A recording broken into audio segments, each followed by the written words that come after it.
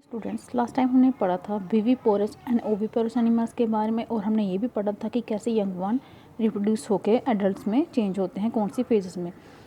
आज हम पढ़ेंगे, आज का हमारा टॉपिक है असेक्सुअल रिप्रोडक्शन।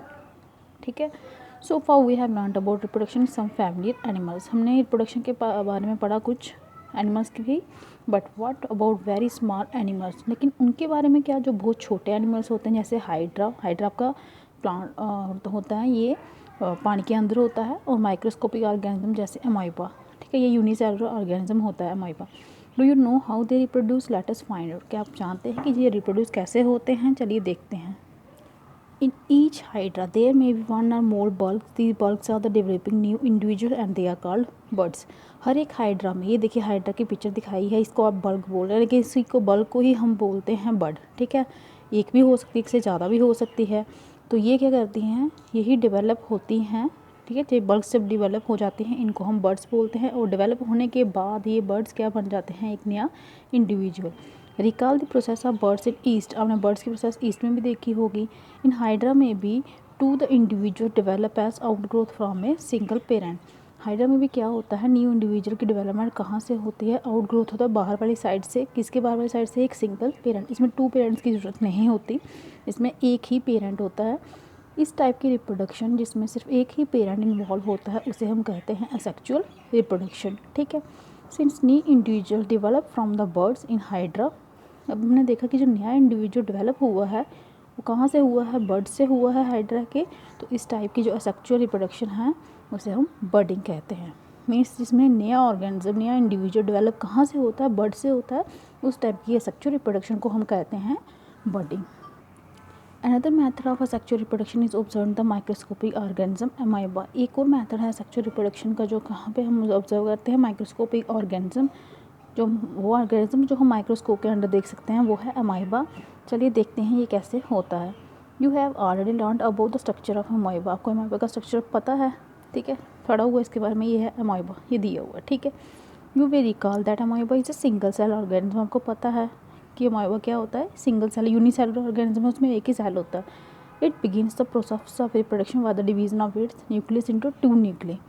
और इसमें क्या होता है, जो प्रोसेस है इसकी रिप्रोडक्शन की, वो कैसे होती है? सबसे पहले इसके अंदर जो न्यूक्लियस होता है वो टू न्यूक्लियस में डिवाइड होता है। ठीक है, फिर क्या होता है, ये फिगर में दिखाया हुआ है। This is followed by division of its body into two. पहले न्यूक्लियस टू में डिवाइड होता है, फिर धीरे धीरे उसकी बॉडी टू में डिवाइड हो जाती है, और फाइनली डिवाइड होते होते two amoeba are produce from one parent amoeba. एक पेरेंट अमाइबा से डिवाइड होते होते तो ये प्रोसेस कहाँ पे पहुँच गई? टू अमाइबा, जिसको डॉटर अमाइबा भी बोलते हैं। और ये कहाँ से प्रोड्यूस हुआ? ये वाले सिंगल अमाइबा से। ठीक है, this type of asexual reproduction in which an animal reproduces by dividing into two individual is called binary fusion. इस टाइप के असेक्सुअल रिप्रोडक्शन जिसमें एक एनिमल रिप्रोड्यूस कैसे होते हैं, इसमें एक एनिमल डिवाइड होता है, वो दो में डिवाइड हो जाता है, मीन्स एक ही एनिमल से दो बन जाते हैं, उसे हम क्या कहते हैं? Binary fusion. Apart from budding and binary fusion, budding और बाइनरी फ्यूजन के साथ साथ there are other methods by which a single parent reproduces young one. जिससे सिंगल पेरेंट क्या होते हैं? रिप्रोड्यूस करते हैं बच्चों को। You will study about these in higher classes. Higher classes में आप इसके बारे में स्टडी करोगे। ठीक है, आज हमने सेक्सुअल रिप्रोडक्शन के दो ही मेथड पढ़े। एक आपका था बर्डिंग, जो बर्ड से प्रोड्यूस होते हैं, दूसरा होता है बाइनरी फ्यूजन, जिसमें पेरेंट डिवाइड हो जाता है दो डॉटर सेल में। ठीक है, ये आपको एक स्टोरी दी है, डॉली द क्लोन। क्लोन भी एक मेथड है जिससे न्यू इंडिविजुअल डेवलप होता है। क्लोनिंग में क्या होती है? प्रोडक्शन होती है exact copy of a cell. जैसा सेल है वैसी ही कॉपी उसकी प्रोड्यूस होती है। एनी अदर लिविंग पार्ट और कंप्लीट ऑर्गेनिज्म, किसी भी एक ऑर्गेनिज्म का। ठीक है, क्लोनिंग जो है एनिमल की, वो सक्सेसफुली कहाँ पर परफॉर्म हुई थी first time?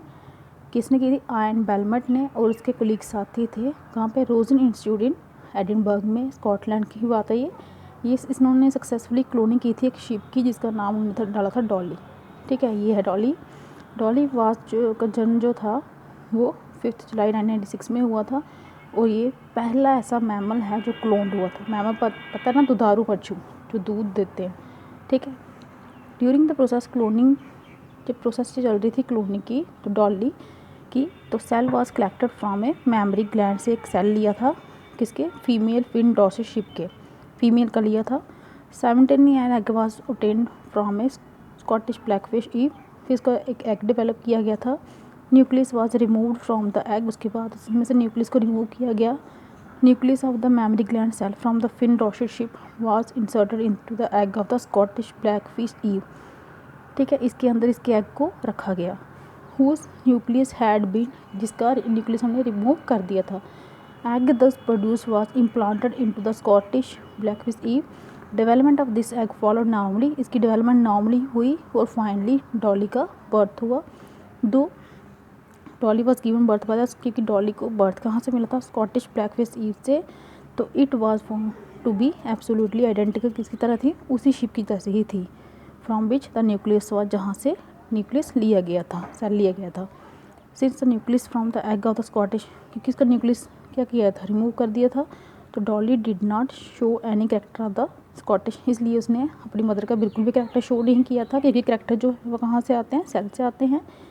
Dolly was a healthy clone, थे पूरा हेल्दी थी, बिल्कुल सेम टू सेम उसकी जैसी थी। Unfortunately Dolly died on 14 February due to a certain lung disease की वजह से, ठीक है। Since Dolly 7 attempt have been made to produce clone मैम, इस डॉली की तरह भी कुछ अटेम्प्ट थे क्लोनिंग के किए गए थे। मैनी डाई बिफोर बर्थ और डाई सून आफ्टर बर्थ, कुछ बर्थ के बाद, कुछ बर्थ देते टाइम मतलब डाइड हो गए। The clone animals are many a time found to be born with several abnormality, clone जो एनिमल हैं कई बार उनको मतलब कुछ एबनॉर्मेलिटीज़ आ जाती हैं, बिल्कुल कोई ना कोई प्रॉब्लम होती है उनमें, मतलब बिल्कुल ठीक नहीं हो सकते अभी तक जो क्लोनिंग हुई है, ठीक है। तो कहने का मतलब है जो ये भी क्लोनिंग भी एक आपका मेथड है सेक्सुअल रिप्रोडक्शन का, ठीक है। ये था हमारा आज का टॉपिक, यहाँ से आपका चैप्टर ये फिनिश होता है, रिप्रोडक्शन इन एनिमल्स। आज के लिए इतना ही। अगर आपको मेरी वीडियो पसंद आई हो, लाइक कीजिए, शेयर कीजिए और चैनल को सब्सक्राइब कीजिए प्लीज़। Thank you.